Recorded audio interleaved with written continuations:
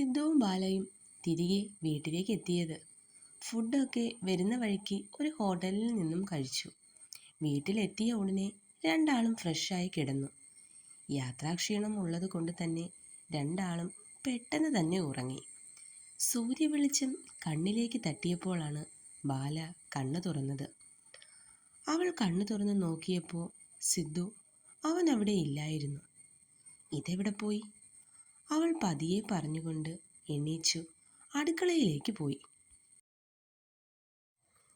അവിടെ സിദ്ധു ഓരോ ജോലികളിലായിരുന്നു. ആ, നീ എണീച്ചോ? ചെന്ന് ഫ്രഷായി വാ, കോളേജിൽ പോകാനുള്ളതല്ലേ.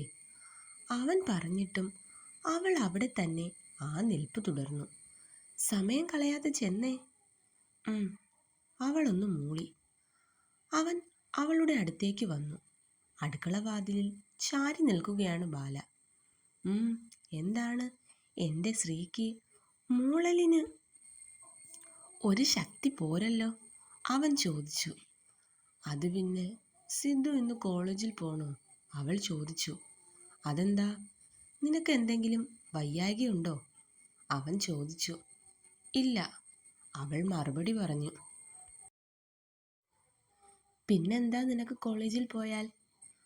അത് പിന്നെ എനിക്ക് പോകാൻ ഇന്നൊരു മൂഡില്ല. നാളെയാണ് ആർട്സ് ഡേ, അതുകൊണ്ട് ഇനി നാളെ തൊട്ട് പോയി തുടങ്ങാം, അവൾ പറഞ്ഞു. അത് പറ്റില്ലല്ലോ ബാലേ. ചെന്ന് പെട്ടെന്ന് റെഡിയായി വരാൻ നോക്ക്, ഞാൻ തന്നെ നിന്നെ കോളേജിൽ കൊണ്ടാക്കാം. അവൻ അതും പറഞ്ഞ് അവളെ അവിടെ നിന്നും ഫ്രഷ് ആകാൻ പറഞ്ഞു വിട്ടു. എന്നിട്ട് പെട്ടെന്ന് തന്നെ അവൻ ജോലികൾ തീർത്തു. അവൾ കുളിച്ച് റെഡിയായി യൂണിഫോം ചെയ്ത് അടുക്കളയിൽ എത്തിയപ്പോൾ അവൻ കഴിക്കാനുള്ള ബ്രേക്ക്ഫാസ്റ്റ് എടുക്കുകയായിരുന്നു. അവൾ വാതിലിൻ്റെ സൈഡിലായി വന്നു നിന്നു. ഞാൻ കൂടി സഹായിക്കണോ? അവൾ ചോദിച്ചു. തിരിഞ്ഞു നോക്കിയപ്പോൾ വാതിലിൻ്റെ അടുത്ത് നിൽക്കുന്ന ബാലയെ കണ്ട് അവളുടെ അടുത്തേക്ക് പോയി. ഇത്രയും ചെയ്യാൻ എനിക്ക് കഴിയുമെങ്കിൽ ബാക്കി കൂടി ചെയ്യാം. എനിക്ക് പറ്റും, അവൻ പറഞ്ഞ്. എങ്കിൽ തന്നെ ചെയ്തോ. അവൾ അതും പറഞ്ഞ് അവനെ മറികടന്ന് മുന്നോട്ട് പോകാൻ നേരം പെട്ടെന്ന് സിദ്ധു അവളെ വയറ്റിലൂടെ ചുറ്റിപ്പിടിച്ച് അവനിലേക്ക് ചേർത്ത് നിർത്തി. അവൻ്റെ ആ പ്രവൃത്തിയിൽ അവളൊന്ന് ഞെട്ടി. അവൻ പെട്ടെന്ന് തന്നെ അവളെ എടുത്ത് അടുക്കളയിലെ സ്ലാവിലായി ഇരുത്തി. അവളാണെങ്കിൽ കണ്ണും തള്ളിയിരിക്കുവാണ് അവൻ്റെ പ്രവൃത്തിയിൽ. അവൻ കഴിക്കാൻ വിളമ്പിയതിൽ നിന്നും ഒരു പ്ലേറ്റ് എടുത്ത് അവളുടെ അടുത്തേക്ക് വന്നു. അവൾ അത് അവൻ്റെ കയ്യിൽ നിന്നും മേടിക്കാൻ നേരം അവനത് സമ്മതിച്ചില്ല. അവൻ തന്നെ അതിൽ നിന്നും ഓരോ ദോശയും എടുത്ത് കറിയും മുക്കി അവൾക്ക് വായിൽ വെച്ചു കൊടുത്തു. അവൾക്ക് വല്ലാത്ത സന്തോഷം തോന്നി. സന്തോഷത്താൽ അവളുടെ കണ്ണുകൾ നിറഞ്ഞു. അച്ഛനും അമ്മയും ഉള്ള സമയത്താണ് ഇതുപോലെ ആഹാരം വാരി തരികയൊക്കെ ചെയ്തത്. അവരുടെ മരണശേഷം പിന്നെ തനിക്ക് അങ്ങനെ ഒരു ആഗ്രഹം പോലും തോന്നിയിട്ടില്ല. എന്നാൽ ഇന്ന് താൻ പോലും അറിയാതെ കൊതിച്ചു പോകുന്നു. ഇന്നും ഇതുപോലെയൊക്കെ ഉണ്ടായിരുന്നുവെങ്കിൽ ഇന്ന്. അവൾക്ക് കൊടുക്കുന്നതിനോടൊപ്പം തന്നെ അവനും ആ പാത്രത്തിൽ നിന്ന് തന്നെ കഴിച്ചു. ബാലയ്ക്ക് ശരിക്കും വയറു മാത്രമല്ല മനസ്സും നിറഞ്ഞു. അങ്ങനെ ആഹാരമൊക്കെ കഴിച്ചു കഴിഞ്ഞ് അവൻ തന്നെ ബാലയെ കോളേജിൽ കൊണ്ടാക്കി. അവിടെ എത്തിയപ്പോൾ ബാലയെ കാത്തുന്ന പോലെ ആവണിയും ശിവാനിയും ഉണ്ടായിരുന്നു. ബാല അവരുടെ അടുത്തേക്ക് ചെന്നു. കുറച്ചു നേരം അവിടെ നിന്ന് സംസാരിച്ചു. ബെല്ലടിച്ചപ്പോൾ മൂന്നാളും ക്ലാസ്സിലേക്ക് പോയി. First period ആദ്യമായിരുന്നു. 2 പീരീഡ് കഴിഞ്ഞപ്പോൾ പ്രോഗ്രാമിന് ഉള്ള കുട്ടികൾ ഓഡിറ്റോറിയത്തിലേക്ക് ചെല്ലാൻ പറഞ്ഞു. അങ്ങനെ കുട്ടികളൊക്കെ അങ്ങോട്ടേക്ക് പോയി. ക്ലാസ്സിൽ പിന്നെ കുറച്ച് കുട്ടികൾ മാത്രമായി. ഫുഡ് കഴിക്കാൻ ടൈമായപ്പോൾ അവർ ക്യാൻറ്റീനിലേക്ക് ചെന്നു. ഫുഡ് കഴിച്ചുകൊണ്ടിരുന്നപ്പോൾ ശാലിനി അവിടെ നിന്നും എണീച്ചു പോകുന്നത് കണ്ടു. ഇവൾക്ക് എന്തു പറ്റി? ഫുഡൊന്നും വേണ്ടേ? ആവണി പറഞ്ഞു. അവൾക്ക് കാര്യമായി എന്തോ പറ്റിയിട്ടുണ്ട്. ശിവാനി പറഞ്ഞു. അതെന്താ? ബാല ചോദിച്ചു. സാധാരണ നിന്നെ കണ്ടില്ലെങ്കിൽ ഇവൾ വന്ന് ഓരോന്ന് പറഞ്ഞ് വഴക്കുണ്ടാക്കാൻ നോക്കും. ഇതിപ്പോൾ ഒന്നും മിണ്ടാതെ ഇങ്ങനെ ഒഴിഞ്ഞ് മാറി നടക്കുന്ന ഒരു രീതി.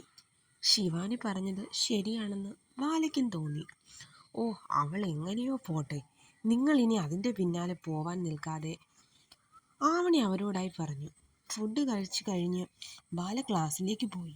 ആവണിയും ശിവാനിയും വാഷ്റൂമിൽ പോയിട്ട് വരാമെന്ന് പറഞ്ഞു. ബാല ക്ലാസ്സിൽ ചെന്നപ്പോൾ കുട്ടികൾ ആരും തന്നെ ക്ലാസ്സിലുണ്ടായിരുന്നില്ല. ശാലിനി ഡെസ്കിൽ തല ചായ്ച്ച് കിടക്കുന്നു. ബാല അവളുടെ അടുത്തേക്ക് പോയി. ശാലിനി, അവൾ പതിയെ വിളിച്ചു. ശാലിനി തല ഉയർത്തി നോക്കി. എന്താ? ശാലിനി ചോദിച്ചു. നിനക്ക് എന്തു പറ്റി? ബാല ചോദിച്ചു. എനിക്കൊന്നും പറ്റിയില്ല, നീ നിന്റെ പാട് നോക്കി പോയേ. ശാലിനി കുറച്ച് കടുപ്പിച്ച് ബാലയോട് പറഞ്ഞു. ഒന്നുമില്ലാതെയാണോ നീ കരയുന്നത്? ബാല ചോദിച്ചു. അത് എനിക്ക് നല്ല തലവേദന, ശാലിനി പറഞ്ഞു. നീ എന്നെ ശല്യം ചെയ്യാതെ ഒന്ന് പോയേ. ശാലിനി അത്രയും പറഞ്ഞ് വീണ്ടും ഡെസ്കിലേക്ക് തന്നെ കിടന്നു. ഒരു 10 മിനിറ്റ് കഴിഞ്ഞതും വീണ്ടും ബാല ശാലിനിയെ വിളിച്ചു. നിനക്ക് എന്താ ശ്രീബാല? ശാലിനി ദേഷ്യത്തിൽ ചോദിച്ചുകൊണ്ട് എണീച്ചു. എന്നാൽ മുന്നിൽ നിൽക്കുന്ന ബാലയെ കണ്ട് അവളൊന്ന് ഞെട്ടി. ബാലയുടെ കയ്യിൽ ഒരു ഗ്ലാസ്സിൽ കട്ടൻ ചായയും തലവേദനയ്ക്കുള്ള ബാമുമുണ്ട്. ഇതാ, ഇത് കുടിക്കേ, എന്നിട്ട് ഈ ബാം നെറ്റിയിൽ പുരട്ടിക്കോ. ബാല അത്രയും പറഞ്ഞ് അവിടെ വെച്ചിട്ട് ക്ലാസ്സിന് പുറത്തേക്ക് നടന്നു. ശാലിനി ബാല പോകുന്നത് നോക്കി നിന്നു. തമ്മിൽ കണ്ട നാൾ മുതൽ വഴക്കാണ്. പക്ഷേ ഇന്ന് തനിക്ക് വയ്യ എന്ന് പറഞ്ഞപ്പോൾ ബാലയുടെ ഭാഗത്തു നിന്നും ഇങ്ങനെയൊന്ന് ശാലിനി പ്രതീക്ഷിച്ചതേയല്ല. ഉച്ച കഴിഞ്ഞ് പിന്നെ ക്ലാസ് ഒന്നും ഉണ്ടായിരുന്നില്ല. എല്ലാവരും ഓഡിറ്റോറിയത്തിൽ നാളത്തെ പ്രോഗ്രാമിന് വേണ്ടിയുള്ള ഒരുക്കത്തിലായിരുന്നു. വൈകുന്നേരം കോളേജ് കഴിഞ്ഞ് ബാലയും ശിവാനിയും ആവണിയും പുറത്തേക്ക് വന്നപ്പോൾ ബാലയെ കാത്ത് സിദ്ധു ബൈക്കുമായി പുറത്ത് കാത്തു നിൽക്കുന്നുണ്ടായിരുന്നു. അവനെ കണ്ടതും മൂന്നാളും പെട്ടെന്ന് അവൻ്റെ അടുത്തേക്ക് നടന്നു. ഇതെപ്പോൾ വന്നു?